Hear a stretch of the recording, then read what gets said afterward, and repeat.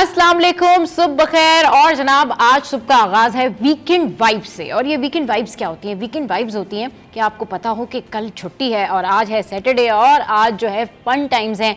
आज शाम को जो है हमने डिनर पे जाना है, घूमना फिरना है। लेकिन अगर आपको ये पता हो कि आज शाम से जो है वो एक और तैयारी भी है और कल दिन में जो है ज़बरदस्त संडे होने वाला है और स्पेशली पाकिस्तानियों के लिए, स्पेशली जो है वो इंडियंस के लिए कल का संडे जो है वो कुछ स्पेशल होने जा रहा है, क्योंकि कल होने जा रहा है पाक भारत टाकरा। और जो सूरत हाल रही हमारी टीम की इससे पिछले वाले मैच में, उससे जो इंडियंस है ना वो ये सोच रहे हैं कि पता नहीं इनकी टीम का मोराल कैसा है। तो मैं आपको जो है वो इनसाइड स्टोरी बता दूं कि हमारी टीम का जो मोराल है वो बहुत हाई है और वही देख के बड़े परेशान हो रहे हैं कि इनका कॉन्फिडेंस जो है वो गिरा नहीं, बिल्कुल भी नहीं गिरा। और हम अपनी टीम को सपोर्ट करना भी नहीं छोड़ेंगे। इस हवाले से शो में आगे चल के होगी बात, लेकिन अभी स्टार्ट करते हैं और आपको बताते हैं कि ज़रा देखिए कुबरा खान क्या कर रही है।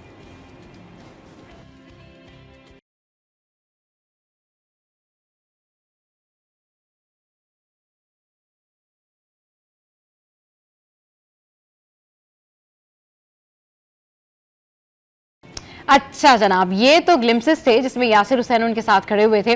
और जब आपके फ्रेंड्स जो हैं वो आपकी शादी में आ रहे हों, माइयों में आ रहे हों, तो फिर इसी तरह के ग्लिम्सेस जो हैं वो देखने को मिलते हैं। लेकिन कभी आपके साथ ऐसा हुआ है कि आप किसी बादशाह के बेटे हों और फिर भी किसी ने आपसे पूछ लिया हो कि आप क्या किंग हैं या फिर कौन है? आप क्या जवाब देंगे? ज़रा देखिए। अच्छा जनाब, दुनिया में ना कुछ ऐसी अजीबोगरीब चीज़ें हो जाती हैं जिसको देखकर इंसान दंग रह जाता है, हैरान रह जाता है। अक्सर आपने ये स्टोरी सुनी होगी कि भाई अगर आप शेर के पास जाएंगे या शेर के पिंजरे में आपने हाथ अंदर करेंगे तो डेफिनेटली शेर आपको पकड़ लेगा, खाने की कोशिश करेगा, अटैक करेगा, क्योंकि लायंस जो होते हैं उनकी नेचर ऐसी होती है। लेकिन ये एक लायन है जो कि शायद हो सकता है उस टाइम पर ये खा पी के बैठे हों तो इनको ज़रूरत नहीं हुई हो, या बच्चे के ऊपर तरस आ गया हो, या फिर ये जो शेर है ये इतना रूल फॉलो करता है कि इसने एक बच्चे को कहा कि भाई हाथ अंदर करो। और कैसे कहा ज़रा देखिए। मतलब आवाम जो है उसको कोई फिक्र नहीं है, वो जो है वो पिंजरे के अंदर हाथ डाल रहे हैं और वो मज़े से बैठे हुए हैं और शेर आता है और वो कहता है चलो चलो चलो अपना हाथ अंदर करो वरना मैं खा लूँगा। मतलब ऐसा शेर जो है ना, इस तरह के अगर इंसान भी हो जाएं और इतना रूल फॉलो करें तो क्या बात है। अच्छा जनाब, अब हम चलते हैं कि टैक्स कलेक्शन जिसके हवाले से हमारे मुल्क में बड़ी बात होती है और कराची जो है ठीक ठाक रेवेन्यू 75% से ज़्यादा रेवेन्यू जनरेट करके देता है और हमसे टैक्स लिया भी जाता है। लेकिन अगर यही टैक्स कलेक्शन आपसे रोड पे चलते हुए, ड्राइव करते हुए कोई हाथी ले तो कैसा लगेगा? भाई कोई गाड़ी जा नहीं सकती जब तक इस हाथी को जो है इसका टैक्स ना मिल जाए। और ये टैक्स है इसके फ्रूट्स और फिर उसके बाद ये जाने देता है ट्रैफिक को और लोगों को कहता है जी जाते जाइए जाते जाइए।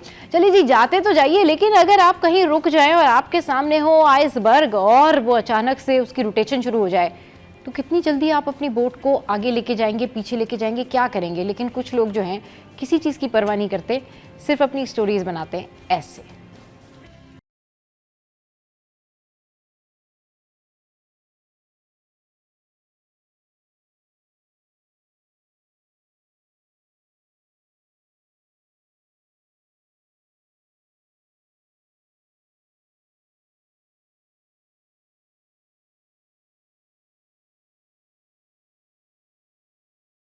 भाई जिंदा दिली हो तो ऐसी जिंदा दिली हो, मतलब फिक्र ही नहीं है ना।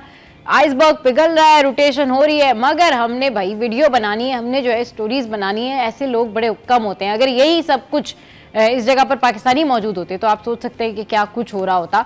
डेफिनेटली वो अच्छा करते क्योंकि वो अपनी जान बचाने की पहले कोशिश करते। अच्छा, अब आपको लेके चलते हैं कि फिनलैंड के जो विंटर्स होते हैं ना, वहाँ के लोग कहते हैं कि जी हमारे पास हरी कैन नहीं है या दीगर चीज़ें नहीं है, लेकिन हमारे पास बर्फ़ है। और फिनलैंड का ही छोटा सा जो नज़ारा है मैं आपको दिखाती हूँ, दिखने में तो बड़ा खूबसूरत है, लेकिन इन लोगों को यहाँ पर बर्फ़ की वजह से जितनी मुश्किल होती है ना पूछें आप।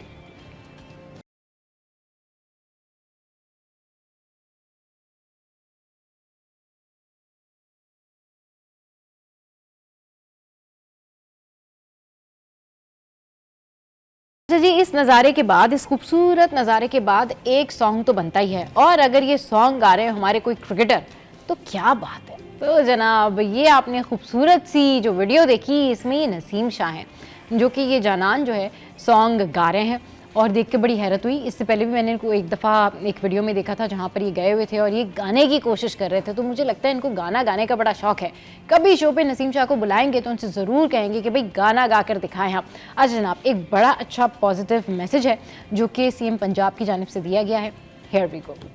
से नो टू प्लास्टिक, प्लास्टिक जहर है। वन टाइम जो यूज़ प्लास्टिक है उस पर हमने पाबंदी लगाई है, उसका आगाज़ मैंने अपनी हुकूमत से किया है। और आज मुझे ये देख के खुशी हुई कि ना सिर्फ हम वो प्लास्टिक जो है वो कम हो गया है, बल्कि उस प्लास्टिक को हम रिसाइकिल करके उससे बच्चों के स्कूल का फर्नीचर बना रहे हैं, उनके झूले बना रहे हैं, उनके स्विंग्स बना रहे हैं। और बड़े खूबसूरत बेंचेस थे जिसमें हमने जो अभी मुझे बाहर मिले तो मैंने उनको कहा कि इसको मेरे ऑफिस के बाहर रखें ताकि मुझे भी अंदाज़ा रहे कि हम क्या क्या काम कर रहे हैं, उसको रिसाइकिल करके। अच्छा जी, अब शमाइला का टोटका हमारे पास आ गया है और शमाइला बता रही हैं आपको कि अगर जोड़ों का दर्द आपको तंग करता है, जोड़ों के दर्द से आप परेशान हैं और फिर आपने अपनी जो कुव्वत मुदाफ़ियत है वो बढ़ानी है, तो आप क्या कर सकते हैं। तो रात को सोने से पहले 1 गिलास गर्म दूध में आधा चम्मच हल्दी और 1 चुटकी काली मिर्च डालकर फिर पी लें। अगर जायका बेहतर करना हो तो शहद मिला लें। फिर जो पुराना जो दर्द है आपका, जैसे पिछले साल के होते हैं ना कि चोट लग गई थी तो दर्द हो रहा है, तो वो भी चले जाएंगे, उससे नींद भी आपको जो है वो सुकून से आएगी और फिर बीमारियों से जो है वो बचाव हो सकेगा। तो ये तो है जी जोड़ों के दर्द का टोटका। और अब शो में यहाँ पर आ गया है एक ब्रेक, और ब्रेक के बाद जब हम वापस आएंगे तो टॉप स्टोरीज आपके साथ में शेयर करेंगे और आज करेंगे मज़े मज़े की बातें, क्योंकि कल है पाक भारत टाकरा, उससे रिलेटेड होंगी बहुत सारी बातें। आपको बताएंगे कि कराची में कहाँ कहाँ जो है वो स्क्रीन लग रही हैं और क्या क्या हो रहा है और आप लोग क्या क्या सोच रहे हैं। लेकिन उससे पहले न्यूज़ सेशन होगा और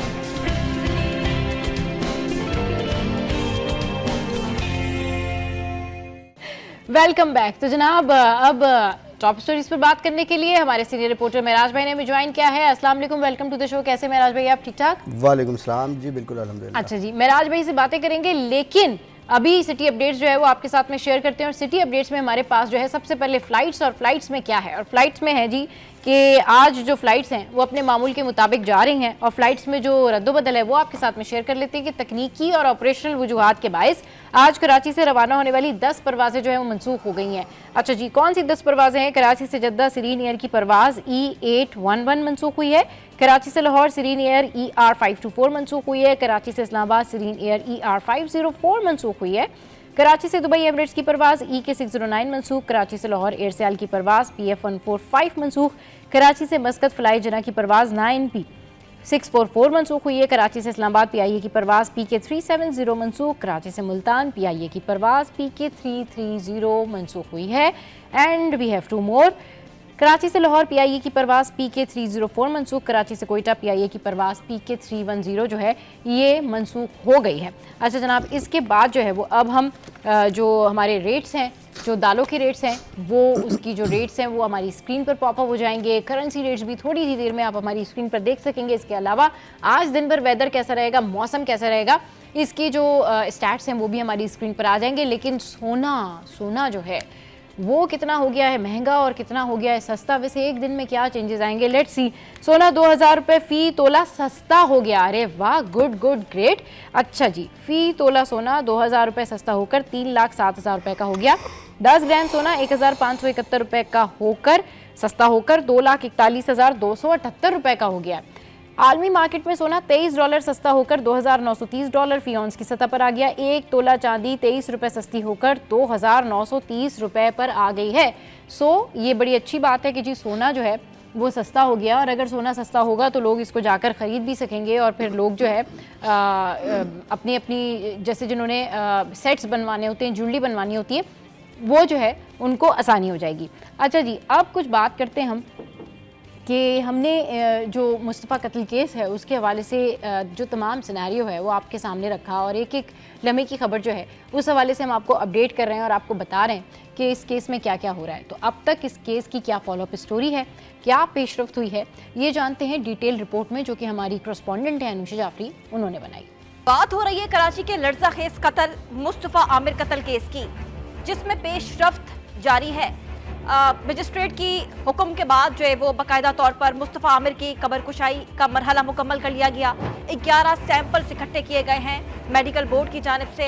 ये सैंपल्स लिए गए आज एधी के कब्रिस्तान मवाज कोट में जो वाक़ है वहाँ से उसकी कब्र कुशाई हुई। 11 सैंपल्स इकट्ठे किए गए। घंटों के मरहले के बाद बिलाखिर शवाहिद इकट्ठे कर लिए गए, जिसको इकट्ठा करके जामिया कराची की SFDL लैब भेजा गया है। 3 से 7 रोज़ में उसका DNA रिपोर्ट सामने आ जाएगी। बात करेंगे डीएनए रिपोर्ट किससे मैच की जाएगी, तो मकतूल मुस्तफ़ा आमिर की वालदा के खून के सैंपल के साथ उसके 11 लिए गए सैंपल्स को मैच किया जाएगा, जिससे ये तस्दीक होगी कि ये जो जली हुई बॉडी है वो मुस्तफ़ा आमिर की है या नहीं। ये अब रिपोर्ट आने के बाद वाजे हो जाएगा। मजिस्ट्रेट की टीम की सरबराही में मुस्तफ़ा आमिर की कब्र कुशाई की गई, जिसके बाद एक और चीज़ सामने आई। मजिस्ट्रेट के हुक्म के ऊपर मुस्तफ़ा आमिर की जो कब्र थी जिसके अंदर से लाश दफनाई गई थी, उस लाश को निकालकर रिपोर्ट आने तक एडी के सर्द खाने मुंतकिल कर दिया गया। मजिस्ट्रेट के अहकामात हैं कि जब तक डीएनए की रिपोर्ट नहीं आ जाती, जो मुस्तफ़ा आमिर की जली हुई डेड बॉडी है वो उस एडी सर्द खाने में मौजूद रहेगी, जिसके बाद डीएनए रिपोर्ट आने के बाद वो डेड बॉडी इनके लवाहिकीन के हवाले की जाएगी और उसकी नमाज जनाजा के बाद मुमकिन तौर पर तदफीन फिर होगी। हम देख रहे हैं कि कराची का ये एक बहुत हाई प्रोफाइल केस बन चुका है, जिसके अंदर तफ्तीश तेज़ी से जारी है। इस कब्र कुशाई के मरहले में मकतूल मुस्तफ़ा आमिर का वालिद खुद भी वहाँ पर मौजूद था, मजिस्ट्रेट जज की टीम वहाँ पर मौजूद थी, साथ ही साथ CPLC के जो थे आमिर हुसैन साहब वो खुद वहाँ पर मौजूद थे, police surgeon doctor Sumaiya Syed खुद वहाँ पर मौजूद थी।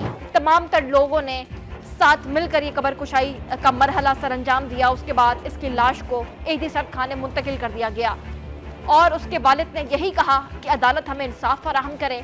केस की तफ्तीश की जा रही है, केस किस तरफ जाता है, सज़ा मिलती है या नहीं मिलती, इंसाफ मिलता है मकतूल के वालिद को या नहीं मिलता, अब ये होने वाली पेशरफ्त में मज़ीद वाज़ेह हो सकेगा।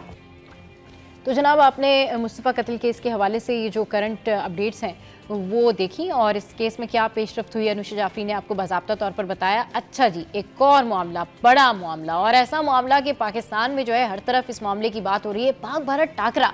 अच्छा जी, पाक भारत टाकरे की तो हम बात करेंगे, लेकिन उससे पहले आपको बता देते हैं कि दुबई की जो पिच रिपोर्ट है और दुबई में जो सारा कुछ चल रहा है उसमें क्या चल रहा है। तैयारियां ज़ोरों शोर से जारी हैं। पाकिस्तान टीम की जो प्रैक्टिस हुई है उसमें जो हमारे जो टेल एंडर्स रहे हैं उन्होंने भी बैटिंग की प्रैक्टिस की है, तो दोनों तरफ से जो है वो जज्बा उरूज पर है। लेकिन लोग यही कहते हैं कि जी अगर देखा जाए इंडिया की टीम को, तो इंडिया की टीम के जो लाइनअप है, जो कंसिस्टेंसी है वो ज़्यादा बेहतर है। बट इस पर डिटेल में बात करेंगे, हमारे करस्पॉन्डेंट महराज भाई हमारे साथ हैं। लेकिन आपको बताते हैं कि दुबई स्टेडियम में क्या SOPs जारी की गई हैं चैंपियंस ट्रॉफी के लिए कि जब शायकीन वहाँ पर जाएंगे तो क्या करें और क्या ना करें। तो दुबई चैंपियंस ट्रॉफी स्टेडियम में सख्त हिदायत जारी। क्रिकेट शायकीन के लिए दुबई स्टेडियम में नए कवायद नाफिज कर दिए गए हैं। सियासी नारे, बैनर्स, पोस्टर्स पर पाबंदी आयद कर दी गई है, जबकि स्टेडियम को सियासी जलसागाह बनाने से भी खबरदार किया गया है। हथियार, चाकू, बम या पिस्तौल लाने की सख्त ममानियत होगी। खाने पीने की अशिया घर से लाने पर पाबंदी, तहम बच्चों के लिए दूध और ज़रूरी अशिया की इजाज़त होगी। अच्छा जनाब, जो पेट्स हैं, पालतू जानवर लाने के लिए भी मना कर दिया गया है, चाहे वो कुत्ता हो, बिल्ली, खरगोश या फिर तोता। स्केटबोर्ड और साइकिल भी मना कर दी गई है ताकि ट्रैफिक जैम की सिचुएशन ना हो। शायकीन को हिदायत की गई है कि वो कवानीन की पाबंदी करें ताकि क्रिकेट का जोश व खरोश मुतासिर ना हो। तो जनाब, जो लोग दुबई में बैठ के ये मैच एंजॉय करने वाले हैं कल, वो ये सारी SOPs जो है उसका ध्यान रखें। और पता नहीं इस पर कोई शायकीन था, कोई क्रिकेट का फ़ैन था, वो कहने लगे जी मेरे पास तो एक तोता भी है, वो भी मैच का फ़ैन है, वो भी देखना चाहता है क्रिकेट, लेकिन मैं क्या तोता भी घर छोड़ के चला जाऊँ। जी हाँ, वो है दुबई, पाकिस्तान नहीं है। तो अपने तोते वोते जो हैं वो सब आपने घर पर ही छोड़ के जाने। महराज भाई हमारे साथ है और एक और ख़बर है, भारतीय मजहबी महाकुंभ मेले से मशहूर होने वाले जो अभय सिंह हैं, उन्होंने एक प्रेडिक्शन की है। लेकिन पहले महराज भाई से करेंगे बातें और फिर बीच में आपको बताते कि उन्होंने क्या प्रेडिक्शन की है और क्या कुछ है। महराज भाई, मैच का फीवर ज़ोरों शोर से जारी है, ठीक है। अपार्ट फ्रॉम दैट कि हमारी टीम की जो कारकर्दगी थी न्यूजीलैंड वाले मैच में, उससे सभी जो है वो बड़ा उदास हैं, परेशान हैं और इतने मुराल डाउन हो गए कि अब तो किसी से पूछो भी तो वो बस अजीब सी नज़रों से देख के जो है ना वो कहता है हाँ पाकिस्तान जीत जाएगा। बट आप पहले तो ये बताएं कि कराची शहर में क्या एक्टिविटीज़ होने जा रही हैं। अब क्योंकि सैटरडे है, वीकेंड से ही तैयारियां शुरू हो जाएंगी। एक तो ऑलरेडी वीकेंड है, कल फिर पाकिस्तान का मैच है, पाकिस्तान वर्सेस इंडिया, तो शाम को तो शर्तें भी लगेंगी और शाम को तो जो है ना वो प्लानिंग भी होगी कि कल कहाँ कहाँ स्क्रीन्स लगनी है, किस किस के घर जाके मैचेस देखना है। पहले तो ये बताएं आपकी क्या अभी सिचुएशन है, आपका क्या प्लान है संडे का?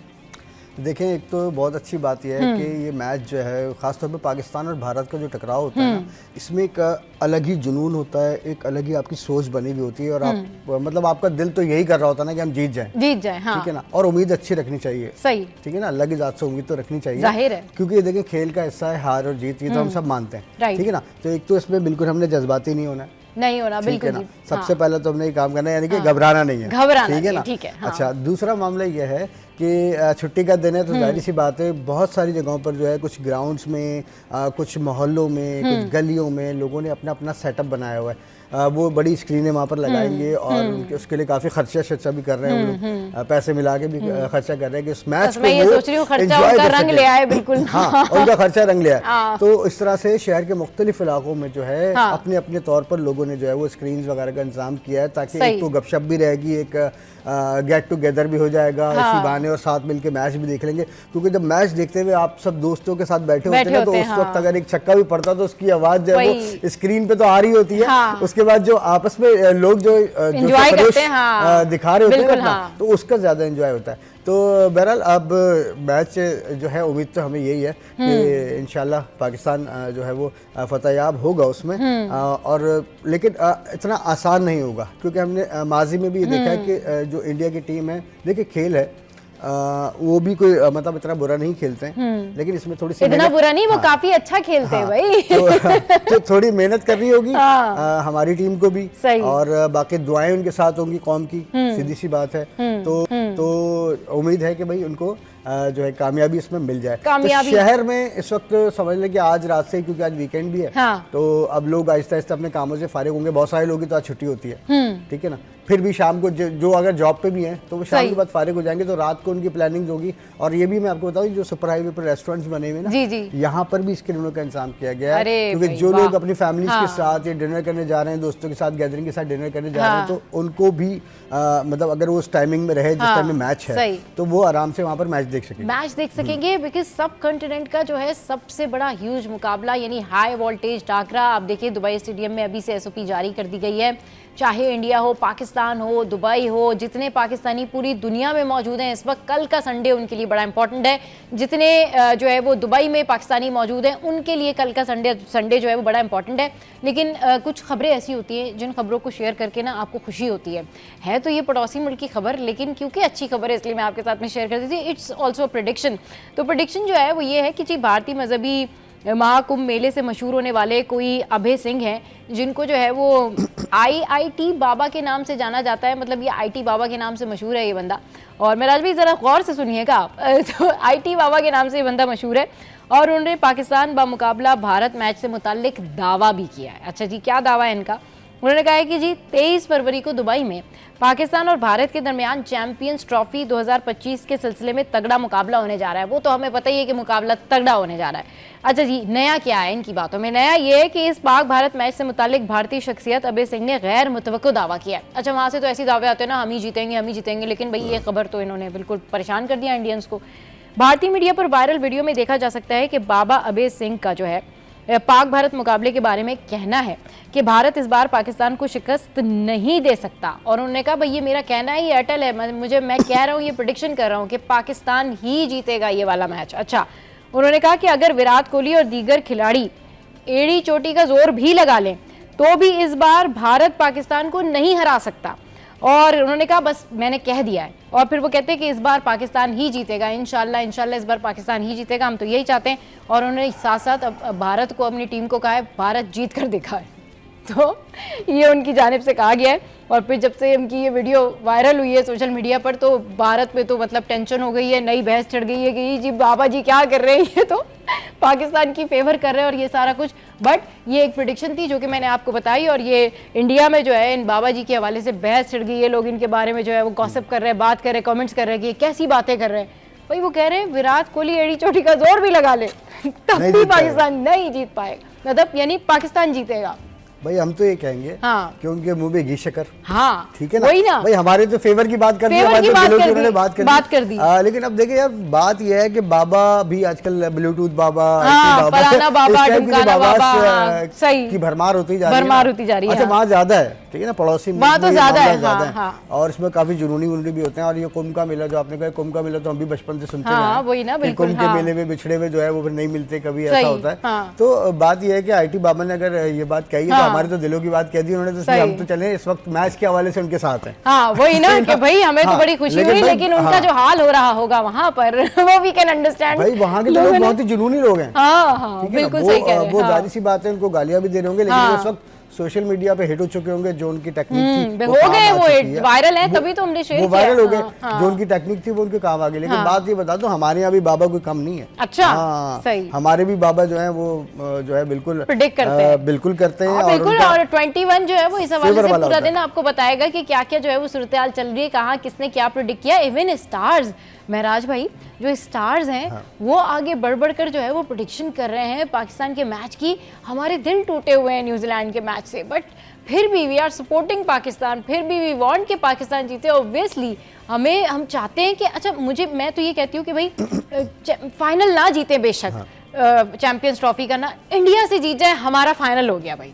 ज्यादातर लोग यही कहते हैं कि भाई इंडिया से जीत जाइए, कुछ भी कीजिए, इंडिया से जीत जाइए, लेकिन आप बेशक फिर उसके बाद अपनी जो भी परफॉर्मेंस है कीजिए, लेकिन हमारा फाइनल जो है ना वो हो जाता है अगर आपने इंडिया से जीत गए तो। भाई देखें, स्टार्स हैं, देखें है तो पाकिस्तानी ना वो, मुल्क के लिए तो हम सब एक पेज पर हैं। कोई भी सूरत हाल मुल्क के हवाले से हम एक पेज पर हैं। तो जाहिर सी बात है वो भी थोड़ी सी मायूसी भी होती है। अब मायूसी हुई, ठीक है, होगी, लेकिन उम्मीद अल्लाह ताला से अच्छी रखनी चाहिए कि भाई जरूरी थोड़ी है कि आप हर वक्त हारते ही रहें। ठीक है, माजी में अगर कुछ हो गया तो अब ये तो जरूरी नहीं है कि इस दफा भी कुछ ऐसा हो जाए। भाई हमारी तो बिल्कुल उम्मीद भी यही है और अल्लाह से दुआ भी यही है, हम सबकी भी, एक आम लोगों के भी, जो स्टार्स हैं वो अपनी जगह पर ठहरे, दीगर जो काम करने वाले लोग हैं और मुख्तलिफ पेशों से वाबस्ता लोग हैं, उन सब के दिल की सिर्फ एक ही आवाज़ है कि जो पाकिस्तान और भारत का जो एक टाकरा होने को है, हाई वोल्टेज जो आपने बताया, ये वाकई हाई वोल्टेज है और ये रोंगटे खड़े कर देने वाला मुकाबला जो है, उम्मीद कर रहे हैं। कितना भी डिसअपॉइंटेड हो हम लोग, कुछ भी हो, हमें पता हो यार ठीक है हमारे पास जो है वो ये लैक्स हैं, लेकिन उसके बावजूद भी एक जज्बा ऐसा होता है कि उस टाइम पर ये होता है कि बस अगर हमारा इंडिया से मैच है तो बस फिर हमने तो जो है ना वो कोई कारकर्दगी दिखानी है। तो let's hope for the best wishes Pakistani team कि आप कल जीतें और लड़ें और लड़कर खेलें, क्योंकि हम तो आपको ये कहते हैं कि तुम जीतो या हारो, सुनो हमें तुमसे प्यार है। अच्छा महराज भाई, ज़रा ओवरऑल जो लोगों का एटीट्यूड है इस मैच से रिलेटेड, बहुत सारे लोग बहुत ज़्यादा जज्बाती होते हैं। बहुत सारे लोग जो है ना इतने जज्बाती होते हैं कि जब वो मैच देख रहे होते हैं, स्पेशली इंडिया और पाकिस्तान का मैच, इसमें बहुत सारे पेशेंट्स भी होते हैं, इसमें बहुत सारे ऐसे लोग भी होते हैं जो दिल के मरीज़ होते हैं, लेकिन वो मैच के बड़े शौकीन होते हैं। और आपने देखा होगा स्क्रीन टूटने के वाक़यात, गुस्सा करने के वाक़यात, ये सारे वाक़यात होते हैं। उसके बाद मैच तो हो जाता है, लेकिन लोग उसको इतना सीरियस ले लेते हैं, इतना ज़्यादा सीरियस ले लेते हैं कि उनकी तबीयतें ख़राब हो जाती हैं। लोगों को हार्ट अटैक तक पड़े हैं इन मैचेस के बाद। जब पाकिस्तान की हार के बाद लोग इतने ज़्यादा जो है वो इमोशनली अटैच होते हैं, और वो तो खैर हम सारे अटैच होते हैं, लेकिन आप क्या मैसेज देंगे ऐसे लोगों के बारे में कि जो बहुत ज़्यादा, क्योंकि excess of everything is bad. देखिए, बात यह है कि हार जीत और ये खेल का हिस्सा होता है, ठीक है ना, तो किसी को भी इतना ज़्यादा जज्बाती नहीं होना चाहिए कि वो अपनी तबीयत ख़राब कर ले और अपनी तबीयत ख़राब करने के बाद अपनी फैमिली को भी परेशान करे। क्योंकि हमने माजी में देखा कि लोग जो है मैच हारने का जब कोई मामला हुआ तो उन्होंने अपने टीवी तोड़ दिए, आग लगा दी उनको, ठीक है ना, और उनका बीपी शूट कर गया, ब्लड प्रेशर हाई हो गया उनका। और जैसे कि आपने बताया कुछ लोग ग्राउंड के अंदर ही लड़ना शुरू कर देते हैं, वो आपस में भी लड़ना शुरू कर देते हैं। तो बात यह है कि हमें थोड़ा सा ये ख्याल रखना चाहिए कि भाई ये खेल है और खेल का हिस्सा होती है हार जीत। हमें उसमें इतना ज़्यादा जज्बाती नहीं होना चाहिए कि हम चीज़ों को तोड़ना शुरू कर दें या अपने आप को नुकसान पहुँचाना शुरू कर दें। इसी मैच के बारे से थोड़ा सा एक और भी कॉन्सेप्ट है। जब ये इस तरह के मैचेस चल रहे होते हैं और ख़ासतौर पे पाकिस्तान और भारत का मामला होता है, तो ये जो बुकी हजरात हैं जो कि जुआ चलाते हैं ना, तब ये आइटम और तेज हो जाता है। सही है ना, ये तो मतलब पहले तो इस शहर में अभी आज रात को आप देखिएगा जो गली महलों में ये जो चाय खाने होते हैं जो आपस में बैठे थे, इसमें लाखों रुपए की शर्तें लगेंगी। हाँ बिल्कुल, क्रिकेट पे सट्टा चलता है और ये बाकायदा एक माफिया है पूरा, ठीक है, जो पहले तो कराची में मुख्तलिफ जगहों पे हमने देखा कि इस टाइप की के कुछ चलते थे, लेकिन अब तो सब चीज़ें मोबाइल पर आ गई हैं ना, ऐप्स बन गई हैं, आप उस ऐप में ऐड है वहीं आपने, तो बहुत सारे हमारे कराची में लोग ऐसे हैं जो इस चीज़ के शौकीन हैं कि शर्त लगाई जाए तो उसमें वो पैसा भी लगाते हैं। अच्छा, ये जो हार्ट अटैक वाला जो मामला है या वो वाला मामला है ना, ये ज़्यादातर उन लोगों में आता है कि जो एक तो अटैच थे मैच से, ठीक है, एक तो धचका उनको ये पहुंचा, दूसरा धचका जो उनको पहुंचा जो उन्होंने गलत काम किया था, यानी शर्त लगाकर, यानी जुआ खेल कर जो उन्होंने गलत काम किया था, उसमें जो उनको लॉस आया, तो उस लॉस की वजह से वो जो है उनको डबल प्रेशर पड़ गया। तो ये भी होता है। बहरहाल हमें कोशिश ये करनी है कि ज्यादा जज्बाती नहीं होना है और मैच को और खेल को खेल की तरह एंजॉय करें। चलिए जी,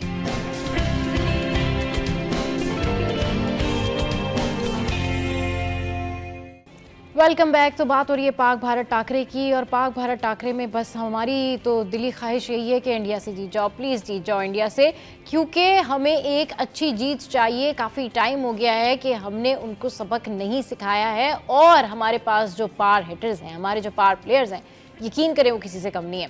अभी रिसेंटली जो पाकिस्तान क्रिकेट टीम की जो प्रैक्टिस हुई है उसमें इन सब ने बड़ी अच्छी प्रैक्टिस की है, और उसमें अच्छी बात यह कि जो हमारे टेल एंडर्स हैं, मतलब इन्होंने इसमें रिवर्स बैटिंग की है। पहले जो है वो शाहीन ने बैटिंग की, फिर उसके बाद जो है वो नसीम शाह ने बैटिंग की प्रैक्टिस की, फिर उसके बाद जो है हारिस रऊफ ने बैटिंग की प्रैक्टिस की। तो आई थिंक अब स्ट्रेटजी बना रहे हैं, उनके जहन में ये है कि नहीं, वी हैव टू प्ले। और अगर हमारे टेल एंडर्स भी इस तरीके से बैटिंग की प्रैक्टिस कर रहे हैं, और प्रैक्टिस से रिलेटेड ये बात पता चली कि जी शाहीन शाह अफरीदी ने बड़े लंबे लंबे छक्के मारे, और जो वहाँ पर मौजूद जो इंडियंस थे, जो उनके जर्नलिस्ट थे, वो ये देखकर बड़े हैरान हो गए थे कि भाई इनके टेल एंडर्स भी इतना कुछ कर सकते हैं। तो हमें बस सपोर्ट चाहिए कि हमें मिडिल ऑर्डर जो है वो अच्छा मिल जाए। अब क्योंकि इमाम की एंट्री हुई है, इमामुल हक की, और अब लेट्स सी कि किस तरीके से कॉम्बिनेशन बनेगा, कौन जो है वो ओपन करेगा, कौन जो है वो वन डाउन जाएगा, उस्मान खान जो है उनका क्या होगा, इससे रिलेटेड जो है वो दीगर चीज़ें हैं। बट हमारी टीम का जो जेलअप है, हमारी टीम का जो लाइनअप है, बेस्ट है, सारी चीज़ें ठीक है, लेकिन हमें अपनी जो कोताहियाँ हैं, हमें अपनी जो खामियाँ हैं, जो हमारी गलतियाँ हैं, उनके ऊपर हमें डेफिनेटली फोकस करना चाहिए। हमारी जो बॉलिंग है, हमारा बहुत टाइम से रिवर्स स्विंग नहीं आ रहा, बहुत टाइम से जो पाकिस्तान मशहूर था ना कि यॉर्कर्स मारते, यॉर्कर्स नहीं आ रहे, क्रॉस सीम पे नहीं जा रहे हम, मतलब हमारी जो प्लानिंग है वो लैक कर रही है। वरना हमारे प्लेयर्स, हमारी टीम किसी से कम नहीं है। मतलब हम वो टीम है कि हम अनप्रिडिक्टेबल हैं। अगर ऑस्ट्रेलिया भी हमें फेस कर रहा हो तो वो प्रिडिक्ट नहीं कर सकता कि पाकिस्तान क्रिकेट टीम क्या करेगी। इंडिया हमारे साथ खेल रहा हो, कितना भी उनके पास कंसिस्टेंसी हो, कितना भी उनके मोहम्मद शामी ने 200 से ज़ायद विकेटें ले ली हों, एक मैच में 5 विकेटें निकाल ली हों, शुभमन गिल ने कितनी भी अच्छी बैटिंग की हो, कितने भी अच्छे वो ओपनर हो, बट जब पाकिस्तान को फेस करते हैं तो बहुत सारे लेग्स के बावजूद भी उनको ये पता होता है कि अगर ये कॉन्फिडेंट हो गए, अगर इन्होंने मारना शुरू कर दिया तो बहुत पिटाई होनी है, और जम के खेलेंगे और जम के जो है वो शॉट्स लगेंगे। सो हमें अपनी टीम को सपोर्ट करना है, हमें अपनी टीम को बैक करना है, और जिस तरीके से प्रैक्टिस सेशन हुआ, जिस तरीके से हमारी टीम के बारे में ये बातें सामने आ रही हैं कि जी कॉन्फिडेंस डाउन नहीं है, this is the positive thing कि हमारी टीम का कॉन्फिडेंस डाउन नहीं है, मोराल हाई है, और ये जो हाई मोराल होते हैं ना, यही टीम को आगे लेकर जाते हैं। अच्छा जी, मुख्तलिफ स्टार्स और मुख्तलिफ सेलिब्रिटीज़, सिंगर हों, एक्टर हों, एक्स क्रिकेटर्स हों, लेजेंड्स हों, सब लोग ये बात कर रहे हैं कि हमारी टीम पावरफुल है। न्यूजीलैंड वाले मैच में थोड़ी सी डिसअपॉइंटमेंट हुई, ये हमारे फ्लॉज हैं, लेकिन हम कम बैक कर सकते हैं। तो हमारे जो लेजेंड क्रिकेटर हैं शोएब अख्तर, उन्होंने भी जो है वो ड्राइव करते करते अपने दिल का हाल बताया है। ज़रा सुनिए कि क्या कह रहे हैं शोएब अख्तर। चले जनाब, कोई भी हो, लेकिन हर बंदा अपने दिल का हाल जो है वो इंस्टाग्राम, फेसबुक, ट्विटर, लिंक्डइन, सब जगह पर शेयर कर रहा है कि बस ये सारे दिल के हाल जो है वो हमारी क्रिकेट टीम तक पहुंच जाए। अच्छा, शोएब अख्तर इसमें बात करते हैं बॉलर्स से रिलेटेड, तो वो कह रहे थे कि भाई सारी टीम्स जो है वो 6-6, 7-7 बॉलर्स के साथ खेल रही हैं, तो हम भी खेल रहे हैं, बट ओवरऑल बात यही होती है कि जिस तरीके से अब अफगानिस्तान की टीम ले लें, मैं तो उसको कहती हूँ वो ऑलराउंडर्स की टीम बन गई है, क्योंकि उसमें सारे ऑलराउंडर्स ही खेल रहे हैं। मतलब अगर वो अपनी इस स्ट्रेटजी को चेंज करते और ये ना सोचते कि भाई नीचे तक हमने बैटिंग करानी है और वो अच्छे ऑलराउंडर्स की जगह और जो है वो अपने लोग इन करते तो शायद बेहतर हो जाता। तो हमारी टीम में भी इसी तरह से ही है कि हमारी टीम का जो लाइनअप है वो बेहतरीन है, लेकिन हमारे पास अगर कमी है तो कंसिस्टेंट प्लेयर की, कंसिस्टेंट बॉलर्स की कमी है, और हमारे पास अच्छे बॉलर्स हैं, लेकिन जो टेक्निक है वो शायद मिस हो रही है, शायद पैशन मिस हो रहा है, शायद प्रैक्टिस मिस हो रही है, क्योंकि शाहीन जिस स्ट्राइक रेट से खेल रहे थे वो कहीं गायब है। हारिस रऊफ जो है उनकी भी पेस नहीं है। इसके अलावा जो है वो अगर देखा जाए तो नसीम शाह भी उस पेस पे नहीं खेल रहे हैं जिस पेस पर उनको खेलना चाहिए। एंड आई एम श्योर कि इन तमाम चीज़ों को डिस्कशन में लाया गया होगा और ज़रूर बातें हुई होंगी मीटिंग के अंदर भी, जब ड्रेसिंग रूम में रिजवान लेके बैठे होंगे प्लेयर्स को। तो कल के मैच में प्रॉबेबली इंशाल्लाह हमारी टीम जो है एक डिफरेंट टीम नज़र आएगी, वही टीम शायद नज़र आए, अल्लाह करे कि जैसा हम एक्सपेक्ट करें। शो में यह वक्त तो एक ब्रेक के बाद जब वापस आएंगे तो महराज भाई से पूछेंगे कि महराज भाई का फेवरेट प्लेयर कौन सा है और कल कराची में क्या क्या हैपनिंग्स हो रही है, इस हवाले से सिक्योरिटी के क्या इकदाम किए गए।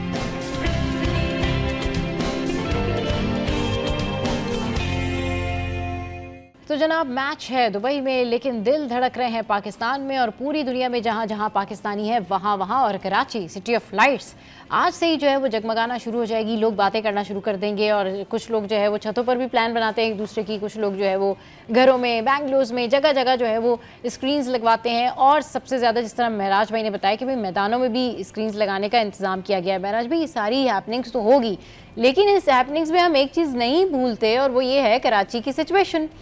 चीना झपटी, मोबाइल चोरी या स्ट्रीट क्राइम्स, मतलब आप बैठ के मज़े से जो है वो देख रहे हैं, एंजॉय कर रहे हैं पाकिस्तान और इंडिया का मैच, और पीछे से आपको पता चली जी आपका मोबाइल चोरी हो गया, मोबाइल गायब हो गया। तो पुलिस इस हवाले से कितनी एक्टिव है, कितनी मुतारिक है, क्योंकि ये हाई वोल्टेज टाकरा है और हर कोई एक्साइटेड है। और हमारे कराची में तो आपको पता है कि जो चाय के ढाबे हैं वहाँ आम दिनों में जो मैच हो रहा होता है उस पर इतना शोर हो रहा होता है। तो कल वाले मैच में तो आप देखिएगा कि मतलब शायद हर घर में ही इतना शोर होगा। और जिस तरीके से मैं अपने घर का प्लान बताती हूँ आपको कि भाई मेरे घर में मैंने तो अम्मी को कहा आपने बिरयानी वगैरह सब बना के रखनी है और पहले ही रख लेनी है, और खुदा ना खास्ता को प्रॉब्लम हो जाए तो आपने ये भी सोचना है कि सैड मूड के बाद आपने करना क्या है। दोनों पहलू जो है वो आपने साथ में रखने, ये बताएं। देखें मैंने आपको पहले ही बताया कि भाई इतना जज्बाती नहीं होना है। हाँ वो तो होना ही नहीं है, जज्बाती तो हम कह रहे हैं, लेकिन सैड मूड हो जाए तो उसके बाद क्या करना, उसकी भी तैयारी और गुड मूड की भी तैयारी। बहरहाल बात यह है कि एक तो खुशी भी है, ठीक है, एक जज्बा भी है पब्लिक में भी और हम सब में भी। तो आपने सही कहा कि छोटे छोटे जो होटल्स वगैरह बने हुए होते हैं, चाहे कि ये भी अपनी सेल को बढ़ाने के लिए ये करते हैं ना, वहाँ स्क्रीन छोटी सी लगा देते हैं अपना, तो उसमें ये कि लोग मैच देखते हुए एक की जगह 2 कप चाय पी जाते हैं। सही, अच्छा उनका भी बढ़ जाता है कुछ।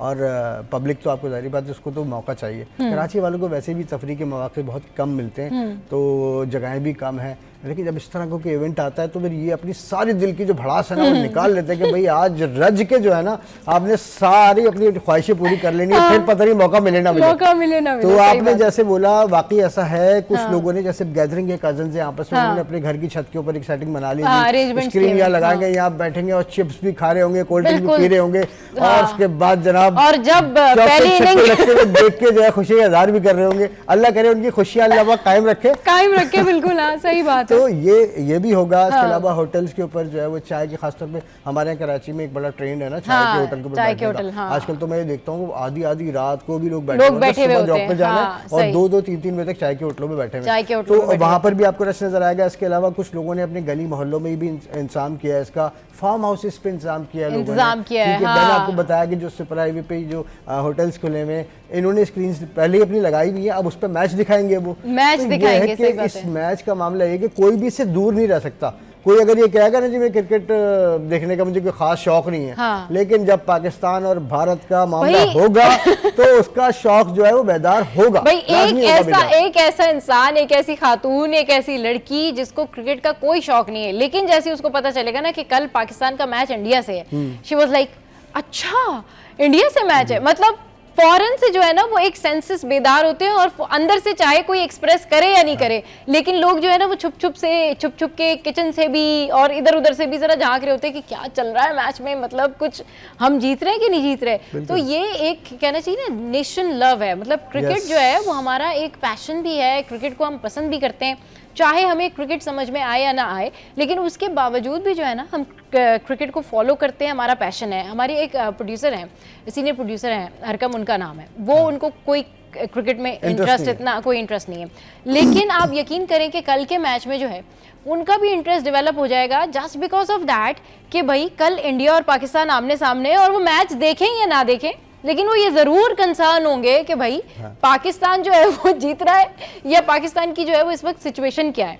तो ये सूरत हाल होती है मैचेस के अंदर। और जिस तरह से कहा गया है ना कि भाई आप लोगों ने जज्बाती नहीं होना, तो बिल्कुल आप लोगों ने जज्बाती नहीं होना, क्योंकि अगर अच्छा महराज भाई एक चीज़ ये होती है कि अगर हमारी टीम लड़कर हारती है ना, यानी कि मैच नज़र आता है कि यार जो टीम है वो फाइट कर रही है, यानी कि एक स्ट्रगल हुई है मैच के अंदर, तो दुख नहीं होता। जो सामने वाली टीम होती है ना, उनके जो फैंस होते हैं वो भी इतना ट्रोल नहीं करते, वो भी कहते हैं कि नहीं ठीक है, इन्होंने फाइट बैक किया या इन्होंने फाइट किया या इतना सा मार्जिन था या एक विकेट नहीं गई या एक शॉट गलत हो गया या यहाँ पे फ्लॉ था तो इस वजह से हार गए, उसका कम दुख होता है। मतलब उसका आपको पता होता है कि जी ठीक है हमारी टीम ने जो है वो फाइट की है और हम इस तरीके से, लेकिन जब हम अपनी गलतियों से हारते हैं फिर तो तब बड़ा दुख होता है कि भाई ये जस्ट लाइक साउथ शकील, ये उस शॉट की क्या ज़रूरत थी, वो शॉट ही गलत था। मतलब इंसान फिर ना ये सोचता रहता है, वो कंसिडर करता रहता है कि भाई ये मैच में हुआ क्या, ये इस टाइम पे क्या ज़रूरत थी। अब जैसे Babar Azam, so many people talking about Babar Azam कि भाई बाबर आजम ने रन्स तो किए, मगर सब कह रहे हैं कि बाबर आजम ने अपने लिए रन्स किए, सब ये बात कर रहे हैं कि भाई बहुत स्लो कर दिया। यानी 162 डॉट बॉल्स, इमेजिन, यानी आप अगर शॉट्स नहीं लगा रहे हैं तो 1 और 2 सिंगल, हमारे पास ना सिंगल और डबल की भी तादाद ज़्यादा नहीं है, हम उसमें भी जो है ना वो डॉट बॉल्स पे चले गए, हमने सिंगल और डबल भी ज़्यादा नहीं किए। तो ये चीज़ें जो है वो कल के मैच में हमें ओवरकम करनी है, क्योंकि मिराज भाई अगले अगली जो टीम होती है ना, वो पाकिस्तान टीम को इतना ख़तरनाक समझ के उतरती है मैदान में कि वो हमें रीड करके आते हैं। उनको पता होता है कि इनकी क्या क्या वीकनेसेस हैं, बिल्कुल उनको पता होता है कि भाई इसको किस तरीके से विकेट पे अगर ये है तो फला प्लेयर को कैसे बॉदर करना है, उसकी क्या ट्रिक है। बट शायद हमारे पास थोड़ी सी ये जो प्लानिंग है वो लगता है कि ये प्लानिंग जो है वो लैक कर जाती है, लेकिन उसके बावजूद भी वी सपोर्ट पाकिस्तान, उसके बावजूद भी हम कहते हैं कि जी हमें अपनी टीम को सपोर्ट करना है और कल के मैच के लिए हम बड़ा पॉजिटिव हैं और बहुत सारे लोगों के दिल दुखे हुए, लेकिन उसके बावजूद भी पाकिस्तान क्रिकेट टीम के लिए बहुत सारी बेस्ट विशेस। अच्छा ये बताएं, कल कराची पुलिस जो है उनकी जानिब से कुछ इस तरह की आपके पास खबरें हैं कि कोई सिक्योरिटी से रिलेटेड उन्होंने कोई इंतजामात किए हों, या उन्हें पता होगा ना कि भाई जो स्क्रीन्स हैं वो नस्ब की जाती हैं, सीव्यू साइड पर भी जो है वो काफ़ी हल्ला गुल्ला होगा और डेफिनेटली लोग घरों में भी होते हैं, बाहर भी, तो क्या सिक्योरिटी की जो सिचुएशन है इन कराची वो कैसे जो है वो कवर की जाती है, ख़ास तौर पर जब ये मैचेस हो रहे होते हैं? देखिए बिल्कुल कराची पुलिस की जानिब से इसका बाकायदा इंतजाम किया जाता है, बाकायदा प्लान होता है। सही, क्योंकि देखिए 2 किस्म की सिचुएशंस होती हैं। सही। अच्छा एक सिचुएशन ये होती है कि खुदा ना करे आप हार गए हैं, तो उसके बाद भी कुछ ऐसे आपस में लड़ाइयाँ हो जाती हैं, झगड़ा हो जाता है, उस हवाले से भी पुलिस अपनी सिक्योरिटी को बढ़ा के रखती है। अच्छा दूसरी पोजीशन में होता है कि इंशाल्लाह आमीन, जैसे हम जीत गए तो जीतने के बाद जो जश्न होगा उफ वो होगा देखने वाला, और उसके बाद कराची वाले कहाँ टूटेंगे आपको भी पता है, एक ही साइड है हमारे पास, सी साइड, वहाँ जाके उन्होंने हल्ला गुल्ला भी करना है, उसके बाद तो फिर सारे मजे करने, जश्न मनाना है ना, जाहिर सी बात है जीत का। तो अच्छा उस जश्न के हवाले से भी पुलिस ने सारे इंतजाम करने, तो पुलिस तो बहरहाल उसका तो काम है कि वो सिक्योरिटी का बंदोबस्त रखे, चाहे खुदा न करे हारे या चाहे जीते, दोनों सूरतों में उनको सिक्योरिटी का ख्याल रखना है, क्योंकि क्राउड होगा, लोग बाहर भी निकले हुए होंगे, और वो भी बाहर निकले होंगे, जो स्ट्रीट क्राइम करने वाले हैं ना वो भी बाहर निकले हुए होंगे, उनको भी पता होगा कि भैया आज यहाँ फला जगह पर। एक मजेदार बात बताऊं, अमूमन हमने ये देखा है कि जब इस किस्म के कोई इवेंट्स होते हैं ना, उस दिन वारदातें बिल्कुल कम हो जाती है। ये मेरी भी आज तक समझ में नहीं आया। अच्छा, हाँ, कभी भी कोई बड़ा इवेंट होगा ना कराची में, आप नोट कीजिएगा उस दिन जो स्ट्रीट तो आप ये कह रहे हैं, अच्छा वैसे मेरे भी दिल में ये आ रहा था लेकिन फहद ने कह दिया, बंद अल्फाज में ये कहना चाह रहा हूँ कि वो भी बिजी होते हैं, वो भी मैच देखते हैं। चलिए जी, ये तो आज मेराज भाई ने इनसाइड स्टोरी ये बताई है कि इस तरह के जब इवेंट्स होते हैं तो वारदातें इसलिए कम हो जाती है कि मैच के शौकीन वो लोग भी जी खाली हम ही नहीं है क्रिकेट फील्ड में मुब्तला। तो क्रिकेट का जो प्यार है वो अक्रॉस दी पाकिस्तान है, अक्रॉस दी वर्ल्ड है। सो पाकिस्तानी टीम के लिए बहुत सारी बेस्ट विशेस। शो में या तो एक ब्रेक का, मेराज भाई आपका बहुत शुक्रिया, और ब्रेक के बाद जब वापस आएंगे तो फिर करेंगे मजे मजे की ढेर सारी बातें और आपके लिए बहुत कुछ सरप्राइजेस भी हैं।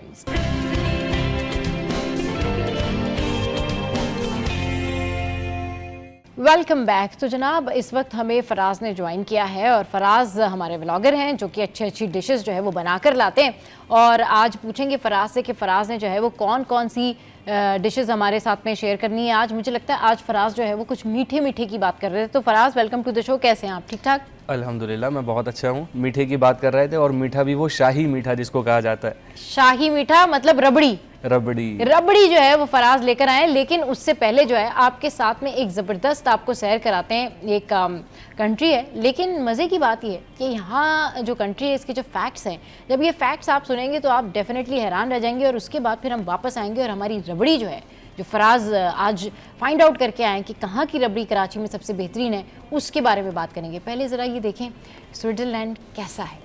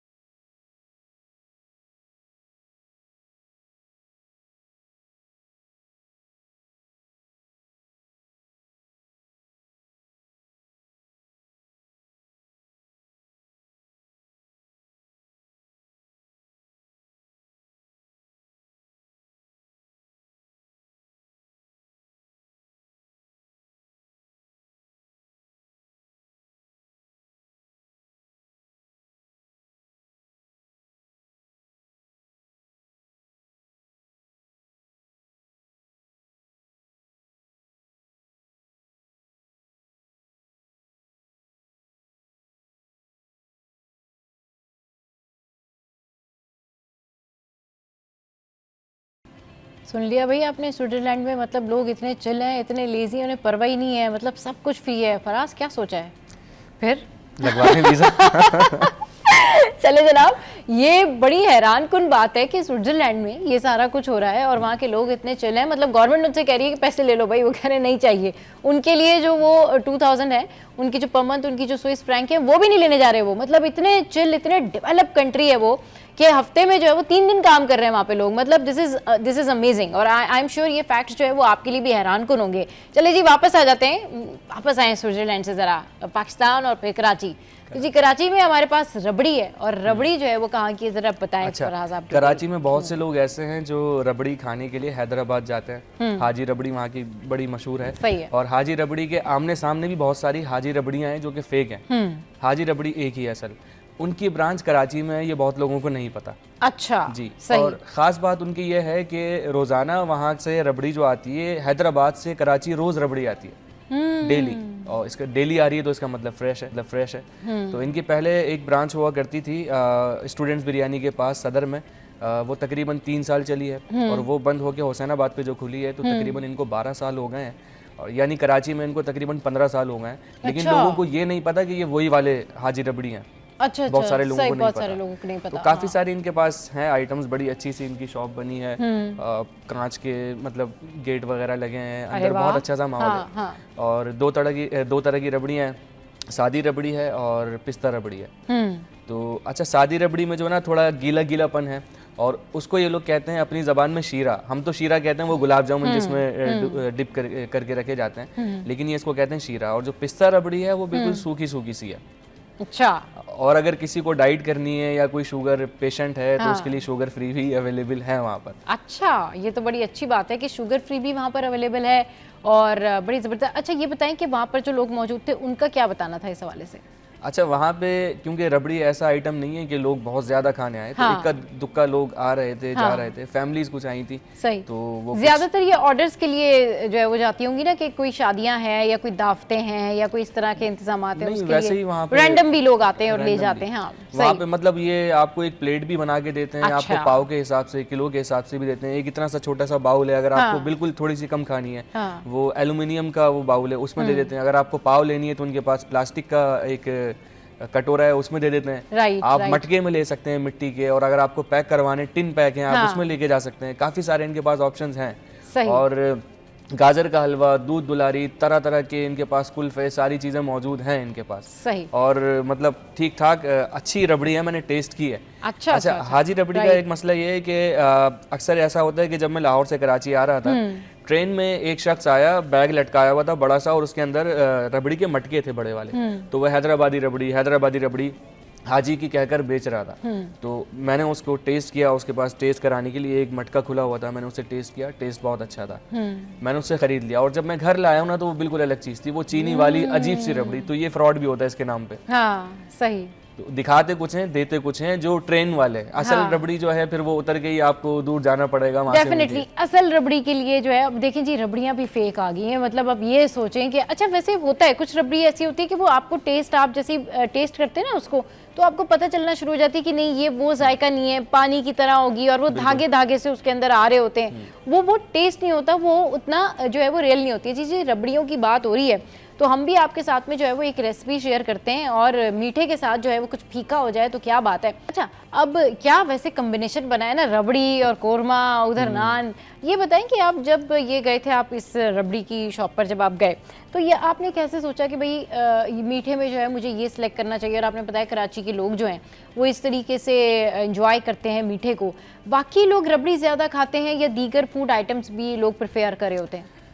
रबड़ी की एक अलग फैन बेस है। हाँ, वो आपको पता है ना, शाही मीठा कहलाता है रबड़ी। शाही मीठा भी क्यों कहलाता है? क्योंकि मुगल दौर में जो खास दावतें होती थी ना, तब उनको सर्व किया जाता था, तो इस वजह से इसका नाम शाही मीठा पड़ा था। सही। और एक चीज और है इसके बारे में कि शायद आपको हैरत होगी कि इत्तेफाकिया तौर पे इजाद हुआ था ये। क्योंकि पुराने दौर में गांव देहात में ना लोग दूध को महफूज रखने के लिए ज्यादा पकाते थे। तो किसी ने वो उसकी ऊपरी जो परत होती है, थिक लेयर, उसको चख के देखा, उसने बोला हाँ ये तो अच्छा लग रहा है, तो फिर वहां से एक कुछ बना और वो रबड़ी बन गई। और इसी तरह गाजर का हलवा भी ऐसा ही है, वो भी इसी तरह गलती से बना था। किसी ने दूध में गाजरों को बहुत ज्यादा पका दिया था, तो वो पकते पकते गाजर का हलवा बन गया था।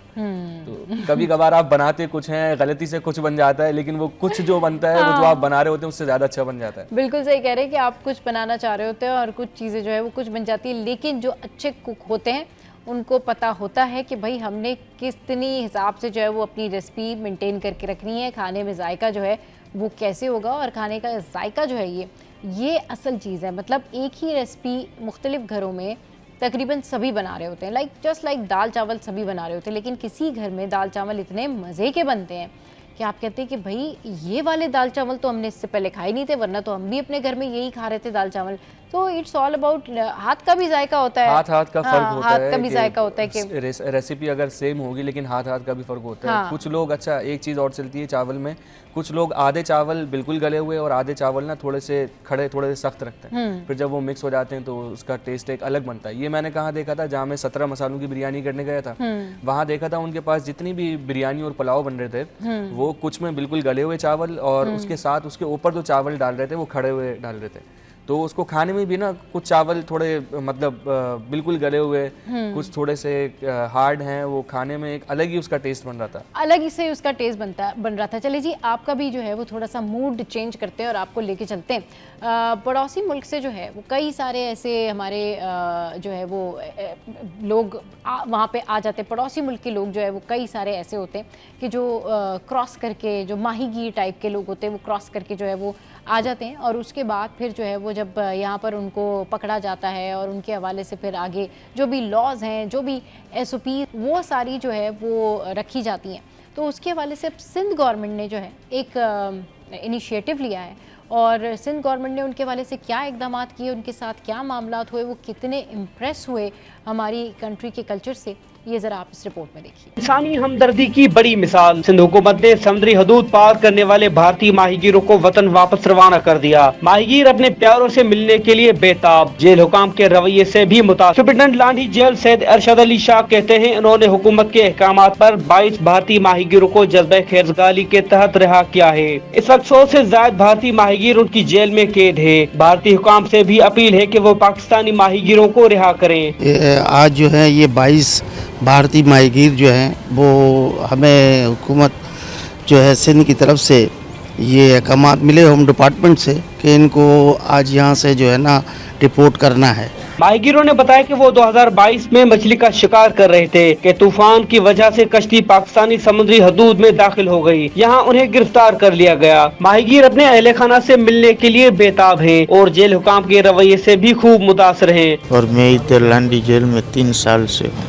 मेरे को एक तरफ खुशी भी हो रही है, एक तरफ दुख भी हो रहा है, क्योंकि इधर मेरे इंडिया वाले भाई बहुत रह गए बाकी। और हाँ, मछली के शिकार में रात को पानी लेके गया, उसमें हमको पता न चला, तो इसमें हमको पकड़ लिया नेवी ने। अब दोनों तरफ से आदमियों को छोड़ देना चाहिए, क्योंकि हम लोगों को बहुत तकलीफ होती है इसमें। सिंध हुकूमत की जानिब से इंसानी हमदर्दी की बुनियाद पर भारतीय माहीगीरों की रिहाई एक बड़ा कदम है। उम्मीद की जा रही है कि भारतीय हुकूमत भी इसी जज्बे का मुजाहरा करेगी। कैमरामैन हारिस के साथ मीर क्यूरियोसिटी 21। तो जनाब आपने ये रिपोर्ट देखी, फराज हमारे साथ मौजूद थे और हमारे लिए लाए थे रेसिपी यानी रबड़ी। फराज आपका बहुत शुक्रिया। और शो में यहाँ वक्त तो एक ब्रेक का, ब्रेक के बाद वापस आएंगे तो करेंगे मजीद ढेर सारी बातें।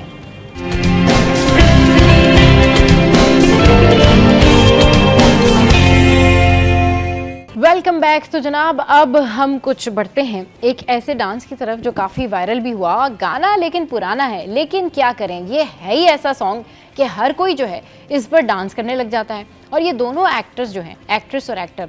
अच्छा जनाब आपने देखा कि ये जो सॉन्ग है ये बड़ा ज़बरदस्त सॉन्ग है और इस पर अमर खान जो है वो डांस करी थी और हमारे दोनों ही एक्टर्स जो हैं वो बड़े ज़बरदस्त हैं और इनकी जो वीडियो है ये बड़ी जो है वो वायरल हुई है।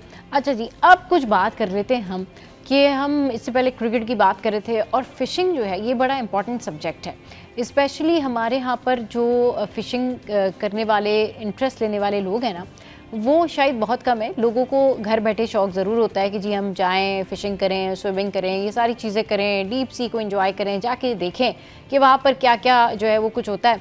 लेकिन ऑब्वियसली ना हिम्मत होती है, फिर ना कोई प्लेटफॉर्म ऐसा होता है जहाँ पर जाके आप ये सारा कुछ कर सकें। लेकिन आपने स्कूबा डाइविंग के बारे में बड़ा कुछ सुना होगा, लेकिन आज आपको मिलवाते हैं पाकिस्तान के ऐसे टैलेंटेड लोगों से जो कि स्पेयर फिशिंग कर रहे हैं। और if I am not wrong, अभी इनसे पूछ भी लेते हैं कि पाकिस्तान में सिर्फ यही लोग हैं जो कि स्पेयर फिशिंग कर रहे हैं। स्पेयर फिशिंग स्कूबा डाइविंग से किस तरह मुख्तलिफ है। स्कूबा डाइविंग में आपके पास जो है वो सिलेंडर होता है, ऑक्सीजन के लिए प्रॉपर चीज़ें होती हैं, लेकिन स्पेयर फिशिंग जो होती है वो बग़ैर ऑक्सीजन या बग़ैर सिलेंडर की होती है। इसमें आपको 1.5 मिनट तक अपना सांस रोकना होता है और फिर डीप सी में अंदर जाना होता है और मछली जो है वो पकड़ के लानी होती है ना डेंजरस बात। लेकिन ऐसा डेंजरस काम किस पैशन के साथ ये लोग कर रहे हैं, इनसे आपको मिलवाते हैं। हमारे साथ मौजूद है वकार, अस्सलाम वालेकुम, वेलकम टू द शो। और उनके साथ हैं Hussain, welcome to the show. कैसे हैं आप दोनों, ठीक ठाक हैं? अल्हम्दुलिल्लाह। अच्छा जी, ये बताएं कि सबसे पहले तो ये ख्याल आपको कैसे आए, कहाँ से आपने ख्याल किया कि भाई 1.5 मिनट तक सांस रोको, अंदर जाओ, मछली पकड़ के वापस लाओ? क्या ये है, क्या ये कोई साइंस है, गेम है, क्या है, क्या ये कि आपने खुद इजाद कर लिया बैठे बैठे, खुद आपने सोचा छोड़ो कौन सिलेंडर लेके जाए, ऐसे ही जाते हैं, या फिर क्या साइंस थी इसके पीछे? बचपन से समंदर से हमारा बहुत अच्छा ताल्लुक रहा है। कराची के हैं शहरी, तो आपको पता है ज़्यादातर गर्मियाँ आती है, लोग समंदर की तरफ रुख करते, तो हमारा भी कुछ इसी तरह ही ताल्लुक था समंदर से। फिर कुछ अरसा गुजरा, मेरे को फिशिंग का शौक तो बचपन से था। हैंडलाइन का लोगों को देखते हुए आ रहे थे, नेट का शौक नेट का शिकार करते हुए देखते हुए आ रहे थे। फिर कुछ सोचा कि कुछ ऐसा होना चाहिए जो बिल्कुल नई चीज़ होनी चाहिए। फिर मैंने सर्च किया यूट्यूब पे, एक आकिब भाई नाम के मिले मुझे, उनसे मैंने जाके रब्ता किया, उनसे फिर क्लासेस ली कुछ, फिर उन्होंने हमारे को स्विमिंग पूल के हवाले तक सिखाया। उसके बाद फिर समंदर की जब बारी आई तो समंदर की लाइव देखी, उस पर जब वो जागती हुई आंखों से जो लाइव देखी ना, उसके बाद से हमारी रातों की नींदें उड़ गई। अच्छा जी। फिर उसके बाद वहाँ से समझे हमारा सफ़र स्टार्ट हुआ है। फिर वहाँ से हम लोगों ने, हुसैन ने और मैंने, हम दोनों बहुत अच्छे दोस्त भी हैं, बड़ी भी हैं, एक ही दिन से फर्स्ट डे से साथ हैं। फिर हमने वहाँ से स्टार्टअप लिया, लेकिन फिर उसके बाद ऐसा सीन हुआ कि हमने खुद से अकेले सब कुछ करा, जो भी करा समंदर में जाके खुद से अकेले ही आप लोगों ने फिर सारा कुछ किया। शोर डाइव करते थे हम, क्लिफ्टन के एरिया से जाते हैं। शोर डाइव किनारे की डाइव को कहते हैं। डाइव 2 किस्म की होती है, एक बोट से जाते हैं और एक किनारे से डाइव होती है। सबसे ज़्यादा चैलेंजिंग जो डाइव होती है वो किनारे की डाइव होती है। आप किनारे से 2 किलोमीटर 1.5 किलोमीटर वेव को काटते हुए जाते हैं पानी के अंदर से। तो हमने इस तरह करी। फिर कुछ वक्त गुजरा तो फ़िश दिखना शुरू हो गई। जब फ़िश दिखना शुरू हुई, फिर उसके बाद ज़ाहिरी बात है जब फ़िश दिख रही है तो हमने सोचा कि क्यों ना इतनी फ़िश लें जो सिर्फ हमारे खाने की हो, वेस्टेज ना हो और देखें स्पेयर फिशिंग इस नाम है, स्पेयर फिशिंग का मतलब ही यही है कि आप पानी के अंदर जा रहे हैं सिर्फ सिलेक्टेड फिश लेने के लिए। ऐसा नहीं है कि आपको कोई भी मछली मिल रही है आप लेकर अच्छा, पहले से आपने टारगेट कर ली होती है कि ये वाली मछली जो है वो हम सिलेक्ट करेंगे, कि या फिर आप डीप सी में जाने के बाद जब डाइव करते हैं तो फिर आपको समझ में आता है, और उधर अगर कोई मछली ना हो तो फिर मछली अगर नहीं होती तो फिर हमारे लिए थोड़ी सी चैलेंजिंग होती है, फिर हम थोड़ा सा अपना एरिया चेंज करते हैं। बोट में होते हैं तो बोट पे बैठते हैं। 1.5 मिनट में डीप सी में कैसे एरिया चेंज हो रहा है, कैसे इधर उधर आ रहे जा रहे हैं, थोड़ा सा समझाएं तो सही ना जरा। पाकिस्तान की मेरीन लाइफ बहुत रिच लाइफ है। हमारे पाकिस्तान में 10 फीट 12 फीट से आपको मछली दिखना शुरू हो जाती है। जब आपको मछली दिख रही है, इतनी सारी मछली होती है, बाहर मुल्क में इंटरनेशनल लेवल पे टूर्नामेंट होते हैं, थोड़ी सी फिश मारते हैं, टूर्नामेंट जीत जाते हैं। यहाँ पे पाकिस्तान में ऐसा है कि आपको इतनी मछली मिलती है पानी के अंदर, आप जैसे ही नीचे घुसते हैं आपके पास इतना सारा स्कूल मछली का आता है, उसमें आप सोचते हैं कि मैं कौन सी फिश को हिट करूं, इतनी सारी सिलेक्टेड फिश होती हैं आपके पास। तो आप उसमें जो सबसे बड़े साइज की उसके स्कूल में जो फिश होती है, हम सबसे पहले उसको टारगेट करते हैं। घर से जहन बना के नहीं जाते, लेकिन पानी के अंदर देख के हमारा जहन बन जाता है कि ये फिश को लेना है। अच्छा, 1.5 मिनट की बात जो आप कर रही हैं, 1.5 मिनट बहुत ज्यादा स्टेमिना होता है। मेरी कुछ वीडियोज हैं तकरीबन 45 सेकंड में नीचे भी जा रहे हैं, मछली भी हिट करी, उसके बाद उसको अपने साथ लेके ऊपर भी आ गए, इतना छोटे टाइम 45 सेकंड्स में 45 सेकंड्स के अंदर 45 सेकंड्स में। मतलब आप देखें कि मतलब ये दुनिया जो है वो कहाँ जा रही है, कि हमारे यहाँ अगर टैलेंट की क्या मतलब बात की जाए कि 1.5 मिनट में ये जा रहे हैं बिना सिलेंडर के मछली पकड़ के आ रहे हैं। मुझे तो ये शौक समझ में नहीं आ रहा, और ये मुल्क में कहीं इसके अलावा दुनिया भर में कहीं होता है या नहीं होता, ये भी पूछेंगे इनसे। और उसके अलावा 45 सेकंड्स में पानी में जा रहे हैं, मछली भी पकड़ के ला रहे हैं। वाह भाई वाह, इससे तो मैं कहती हूँ कि एक तो ये काम बड़ा खतरनाक है, पैशन होना चाहिए, और दूसरा बहुत ही एक्सपर्टीज की जो है वो ज़रूरत है। हुसैन, ये बताएं कि ये जिस तरीके के बता रहे हैं बकार कि भाई ये मछली इस तरह से पकड़ के लेके आते हैं स्पेयर फिशिंग, आपको ये शौक कैसे हुआ और आपने कैसे सोचा कि भाई मैं भी ये खतरनाक तरीन काम कर सकता हूँ? क्योंकि ऑब्वियसली सांस रोकना इतना आसान तो नहीं होता। एक्चुअली ये जो स्पेयर फिशिंग है, ये स्पेयर फिशिंग अगर इसको एनालाइज किया जाए तो 90% of the spear fishing is mind game. Mind game, ये सिर्फ आपके माइंड का गेम है। अगर अच्छा इन केस मछली नहीं मिली आपको वहाँ पे तो आप वापस आ जाएंगे? बिल्कुल एग्जैक्टली यही होता है। हमारी डाइव जो होती है, जैसे कि वकार ने बताया, तो वो टास्क तो 30 to 40 सेकंड्स। अगर बिना मछली के वापस आए तो टास्क तो पूरा हमारा टास्क एक्चुअली फिश पकड़ना नहीं है। अच्छा, ये डिफरेंट चीज होती है। अगर आप कभी बोट पे जाते हो, आप पानी को देखते हो, कभी आपने ये सोचा है कि इसके नीचे क्या है, इसके नीचे दुनिया कैसी है, वो आप एक्सप्लोर करना चाहते हैं। एग्जैक्टली दुनिया के अंदर पानी कितना है 70% और लैंड कितना है ओनली 30%। तो ज्यादातर दुनिया तो पानी के नीचे है, जो हमारी आंखों से छुपी हुई है। और जब आप डाइव करते हैं पानी के अंदर, तो जब आप 20-30 फीट नीचे जाते हैं पानी के, तो आपके पास जितनी भी आपकी जो आसपास जो साउंड्स है वो सारी की सारी जो है वो वैनिश हो जाती है। सही। आप बेसिकली आप फ्री फॉल के अंदर होते हो। एग्जैक्टली आप इसी तरह से फील करते हो जैसे आप जीरो ग्रेविटी, आपकी बोयंसी जीरो हो जाती है पानी के अंदर। सही। बोयंसी बेसिकली अब जो समझते हैं वो ये होती है कि बैलेंस पानी के अंदर, यानी कि पानी ना आपको डुबा रहा है ना आप फ्लोट पे कर रहे हो। तो आप ऐसे जैसे हवा में उड़ते हैं वैसे आप पानी के अंदर लिटरली फ्लाई कर रहे होते हो। तो एक एक्सपीरियंस होता है इन एन होल कि आप जब नीचे जाते हो आप क्या महसूस करते हो, वो एक जो है ना बस दुनिया की सारी टेंशन आप भूल के जाते हो नीचे। तो ये एक थेरेपी भी है एक तरह से। फिश जहाँ तक स्पेयर फिशिंग की बात है, आप ये कह रहे हैं कि इन शॉर्ट में आप सारी चीजें जो है एक्सप्लोर करना चाह रहे होते हैं और आपको पता लगता है कि क्या थेरेपी है, क्या दुनिया है और समंदर के नीचे जो है वो क्या कुछ है। एक तरह का गेम भी है और एक तरह की थेरेपी भी है और दूसरा पैशन भी है और एक टास्क भी है। मतलब मुझे तो ऐसा लग रहा है ये खतरों के खिलाड़ी लग रहे हैं दोनों जो है ना इस टाइम पर। पता नहीं इनके अलावा ये काम और कोई कर रहा है या नहीं कर रहा है। ये देखिए जी मेरे हाथ में जो है ये इनका जो है ये मास्क है जी। अच्छा जी, इसके बाद जब वापस आएंगे तो इनसे पूछेंगे कि ये वाला मास्क है जिस टेक्निक के साथ ये जाते हैं और फिर जो है वो ये फिश पकड़ के लेके आते हैं 1.5 मिनट के अंदर। तो शो में यहाँ वक्त तो एक ब्रेक के बाद जब वापस आएंगे तो करेंगे इसी वाले से ढेर सारी बातें और आज आपको बता ही देते हैं कि भाई किस तरीके से डीप सी में जो है वो फिशिंग होती है। Stay with us.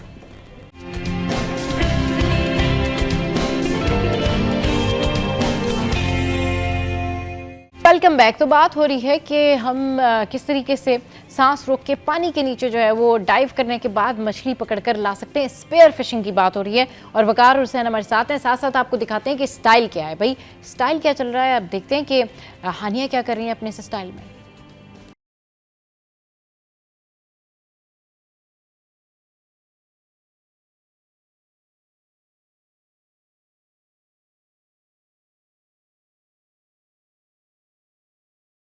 चले जनाब, हानिया की तो वाकई तारीफ करनी चाहिए। हानिया जो है वो सबकी फेवरेट बन गई है। वहीं दुर्रे फिशा भी कुछ कम नहीं है। क्या ज़बरदस्त शूट्स आते हैं इनके।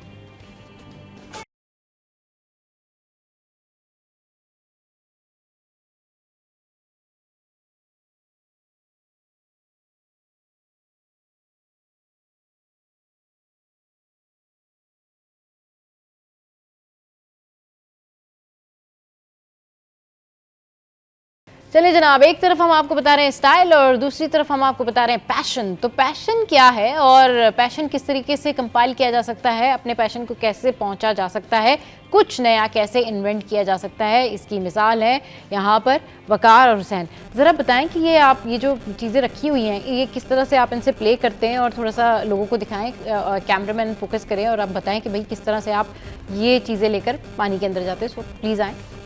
अच्छा देखें, ये है मास्क, ठीक है।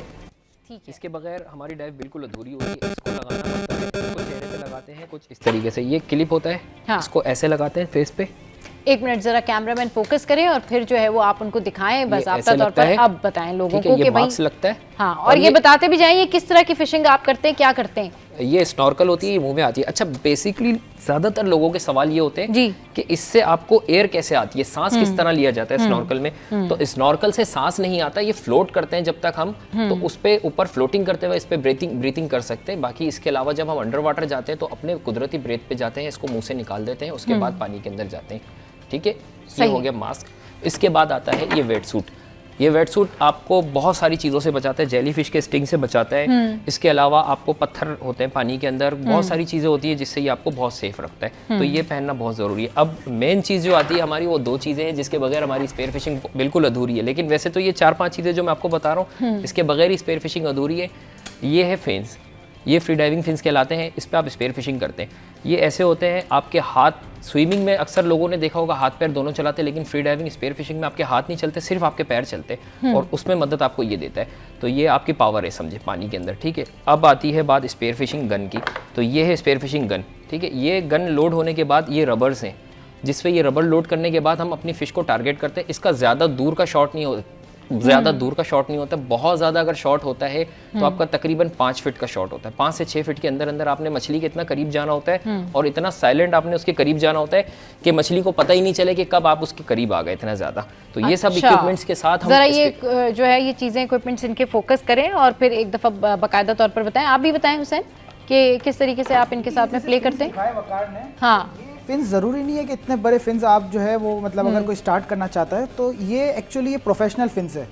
तो आप जो है वो रेगुलर फिन्स जो स्नॉर्कलिंग फिन्स होते हैं उससे भी हमने स्टार्ट उसी से किया था। वो तकरीबन जो है वो इस साइज़ के होते हैं। तो ये 1 मीटर फिन्स कहलाते हैं और जो है ये प्लास्टिक फिन्स है। ये आप इसमें जो स्क्रैचेस देख रहे हैं ये वेयर एंड टेयर। जब हम नीचे जाते हैं तो रॉक्स के साथ जब ये जो है वो थोड़ी सी इसकी जो है वो अटैचमेंट होती है, जब रॉक्स के साथ लगते हैं तो ये स्क्रैचेस इसके ऊपर फॉर्म हो जाते हैं।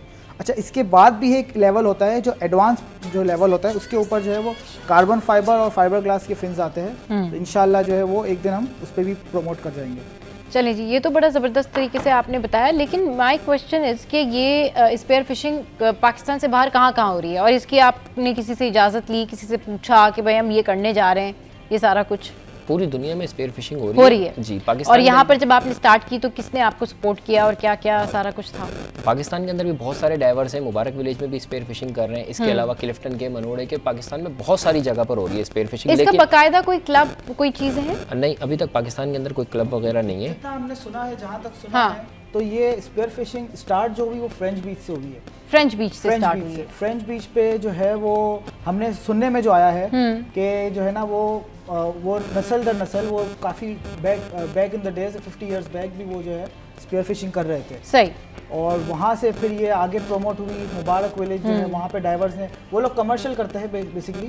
तो वो पकड़ के जैसे लोग जाल से पकड़ते हैं जी जी। तो ये जाल से बहुत 1000 टाइम्स बेटर है अगर यहाँ से कोई कमर्शियल कर रहा है। हाँ। बिकॉज आप कोई छोटा बच्चा या कोई ऐसी फिश हंट नहीं कर रहे, आप वही फिश हंट कर रहे हो जो जो ईटेबल हो और जो लीगल साइज के अंदर हो। तो बहुत बेटर है अगर जाल को कंपेयर किया जाए, उसमें जो है वो नस्लें ख़त्म हो जाती है। सही।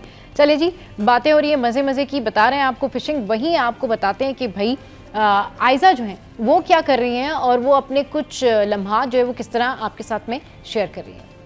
तो जनाब, ये बड़े ज़बरदस्त जो है वो BTS हैं जो हमने आपके साथ में शेयर किया और ये BTS तो हम आपके साथ में शेयर कर ही रहे हैं। और ये जो ड्रेसेस है ना, ये बड़े ज़बरदस्त लगते हैं। आजकल गर्मियों में पीच कलर भी जो है वो भी बड़ा अबेन हो गया है, क्योंकि सीज़न चेंज होता है ना, तो सीज़न के जो पहनावे हैं वो भी चेंज हो जाते हैं। इसी तरीके से आपने देखा होगा कि विंटर्स में बहुत बड़े बड़े बैग्स होते हैं और लोग जो क्लच भी लेके जा रहे होते हैं, इनफैक्ट साड़ियाँ वेयर कर रहे होते हैं, वेलवेट की चीज़ें वेयर कर रहे होते हैं, तो उसमें थोड़े से उनके आपको लगता है कि बड़े बड़े क्लचेस होते हैं और वो इस हिसाब से बनते हैं। बट विंटर के जो क्लचेस होते हैं ना, वो भी डिफरेंट हो जाते हैं। और वो किस तरह हो जाते हैं, ज़रा ये देखिए।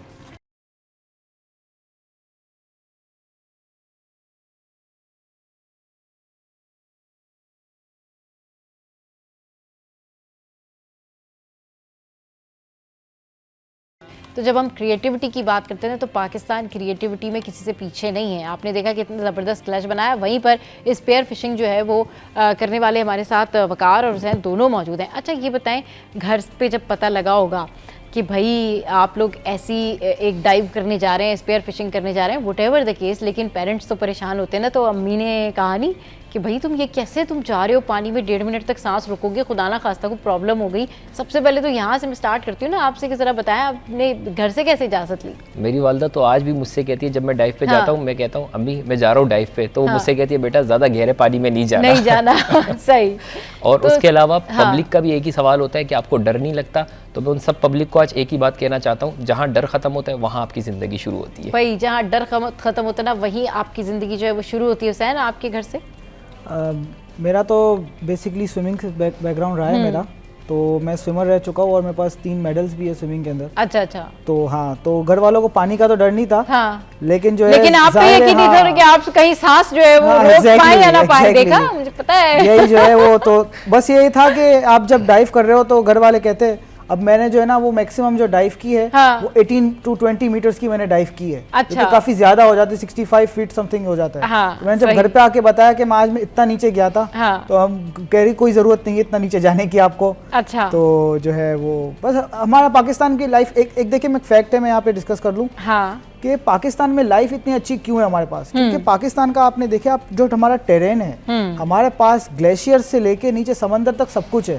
तो जो ग्लेशियर से, जो हिमालय से जो ऊपर से जो ग्लेशियर का पानी आता है, देन वो 5 रिवर्स है हमारे पास, वो 5 रिवर्स जो मेन रिवर्स है उनका पानी पूरी पंजाब की जरखेज जमीन से सारे मिनरल्स लेके आ रहा है। और वो मिनरल्स जब हमारे समंदर में गिर रहे हैं तो उन मिनरल्स से जो है वो माइक्रो ऑर्गेनिज्म, फिर उससे जो है वो श्रिम्प्स और उससे फिर छोटी से बड़ी फिश कर करके हमारे पास इतनी लाइफ है। हमारे पास माशाल्लाह सारी, हमारे पास वेल भी है समंदर में, हमारे पास टूना फिश भी है, डॉल्फिन है, एवरीथिंग, वी हैव एवरीथिंग। यानी कि हमारे पास जो है वो सारी फिशेस मौजूद हैं, हमारे पास वेल्स भी है और हमारे पास जो है वो डॉल्फिन भी है। तो जब पानी में जाते हैं और मछली नजर आती है तो फिर क्या रिएक्शन होता है आपका? फिर मतलब सबसे पहले क्या, पहले सांस पकड़ूं, सांस छोड़ूं, फिश पकड़ूं, क्या करूं मैं, किस तरीके से? फिर आपने रिएक्शन का पूछा, तो रिएक्शन जो है ना, कुछ लोग पूछते हैं कि अगर पानी में आप जाते हो एकदम से शार्क आ जाती है तो आप क्या करोगे?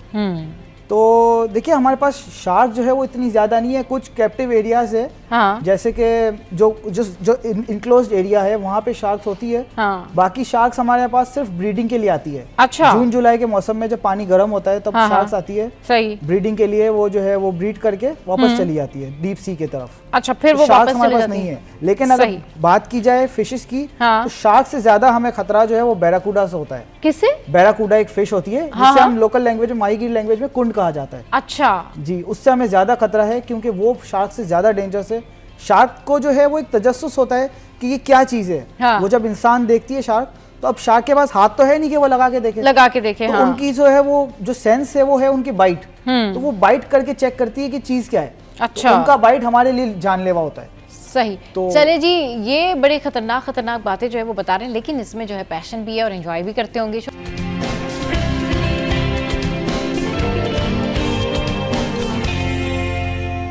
Welcome back. तो जनाब आज है वीकेंड और वीकेंड वाइब्स जो है वो आपके साथ साथ हम शेयर कर रहे हैं। वीकेंड वाइब्स में आपको बता रहे हैं कि स्टार क्या कर रहे हैं, क्रिकेट की दुनिया में क्या हो रहा है, और स्पेयर फिशिंग में हमारे साथ जो है वो वकार और हुसैन इस वक्त बैठे हुए हैं। लेकिन कुछ खाने पीने की भी बात कर लें और आपको बताते हैं कि जी खाने पीने में कल आपने क्या बनाना है, क्योंकि कल भी फेस्टिविटी है, क्रिकेट है। अभी इनसे भी बात करते हैं, भाई इनको क्रिकेट कितनी पसंद है, स्पेयर फिशिंग तो ये करते हैं।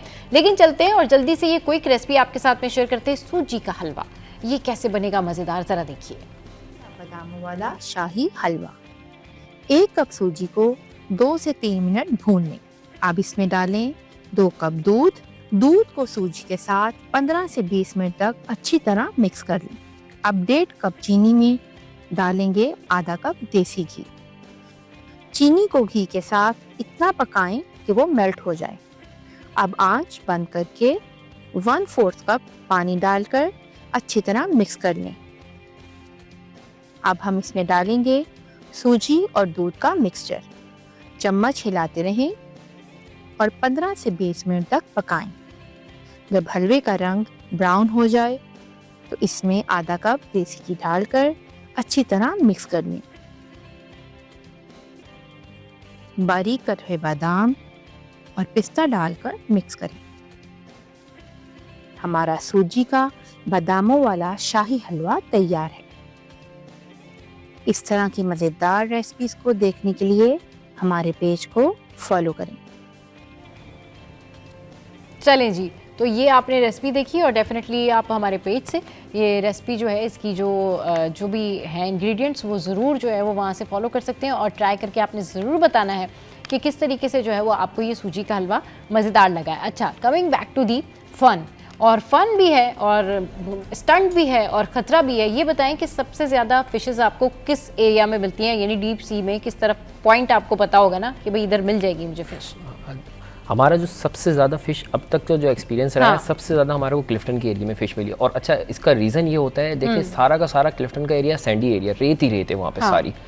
और जहाँ पर आपको कोरल रीफ या फिर कोई ऐसा रैक पड़ा हुआ है वहाँ पर फिश आती है। वहाँ पे क्या होता है, बैट फिश आती है, छोटी छोटी फिश आती है, उनको खाने के लिए बड़ी फिश आती है, तो वहाँ पे लाइफ बन जाती है एक। तो वहाँ पर आपको जितनी फिश मिल सकती है ना, उसके अलावा कहीं बहुत ज़्यादा बड़ा रॉकी एरिया है, वहाँ उतनी फिश नहीं मिलेगी जितना एक बहुत बड़े जंगल में एक कहीं छोटी सी आबादी हो। सही, तो क्लिफ्टन में सबसे ज़्यादा जो है वो फिशेस मिल जाती हैं। बिल्कुल। कौन सी फिश जो है वो सबसे अच्छी होती है खाने में? खाने में सबसे अच्छी, जितनी फ्रेश फिश है सबसे अच्छी वही फिश है। अच्छा, लोगों के सवाल ये होते हैं कि आप लोग स्पेयर फिशिंग करते हैं, सबसे चैलेंजिंग फिश कौन सी होती है आपके लिए? तो हमारे लिए सबसे ज़्यादा चैलेंजिंग फिश होती है वो होती है ग्रुपर फिश है। ग्रुपर फिश की वजह मैं आपको बताता हूँ।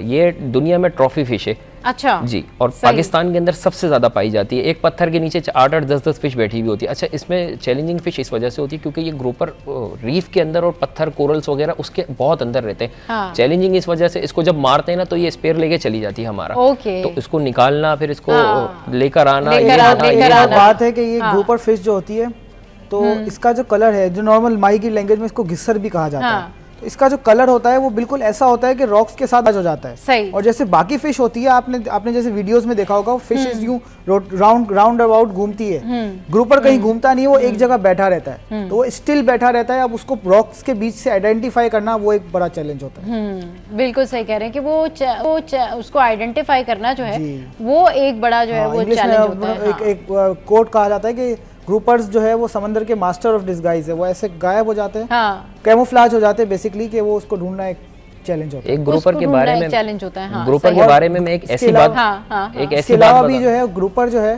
वो ऐसा है कि हेल्थ बेनिफिट्स उसके अंदर बहुत ज़्यादा है। ग्रुपर के अंदर कुछ मेडिसिन में भी यूज़ करा जाता है, और जो है वो डॉक्टर्स भी जो रिकमेंड करते हैं, ग्रुपर हो गया और एक जो है वो किंगफिश हो गई, सुरमई, ये सारी कुछ फिशेस है। सही। डॉक्टर आप क्या बता रहे थे ग्रुपर के बारे में? ग्रुपर की मैं आपको एक ऐसी बात बताता हूँ जो आज तक शिकारियों में भी 80% शिकारी हैं जिनको ये बात नहीं पता। बहुत ज़माने से स्पेयर फिश शिकार कर रहे हैं, हेडलैंड का कर रहे हैं, आज तक ये किसी ने ऑन एयर आके या वैसे भी लोगों को नहीं पता ये बात जो मैं अब बात बताने वाला हूँ। ग्रुपर के अंदर एक ऐसी क्वालिटी होती है कुदरती कि वो 80% जेंडर अपना चेंज, 100% अपना जेंडर चेंज करते हैं, जिसमें से 80% मेल हो जाते हैं और 20% फीमेल हो जाते हैं। अच्छा, एनवायरमेंट के हिसाब से वो अपने अब जेंडर चेंज कर लेते हैं। और दूसरी सबसे बड़ी चीज ये अंडे नहीं देते।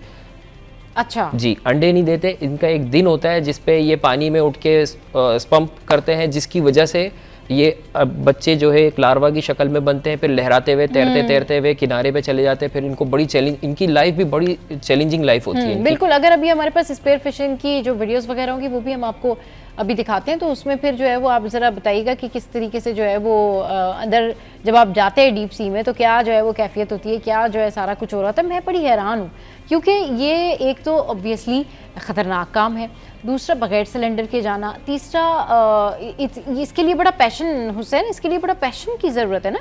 एग्जैक्टली। देखिए, पैशन नहीं होगा तो आप कुछ भी नहीं कर सकते। कुछ भी नहीं कर सकते। जहाँ तक रही खतरे की बात, तो खतरा तो देखिए हर तरफ है।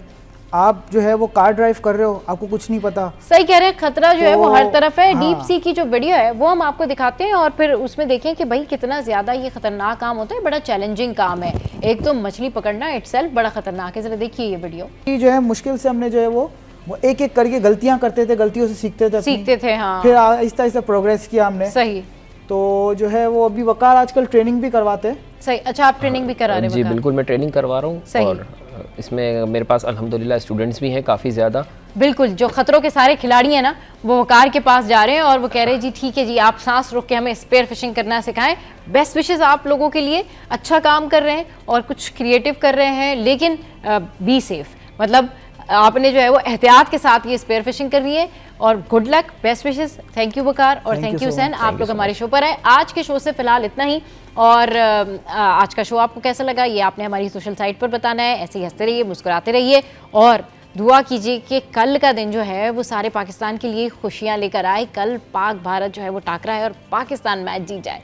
सो हंसना है, मुस्कुराना है और टेंशन नहीं लेनी है। Keep watching city at 10।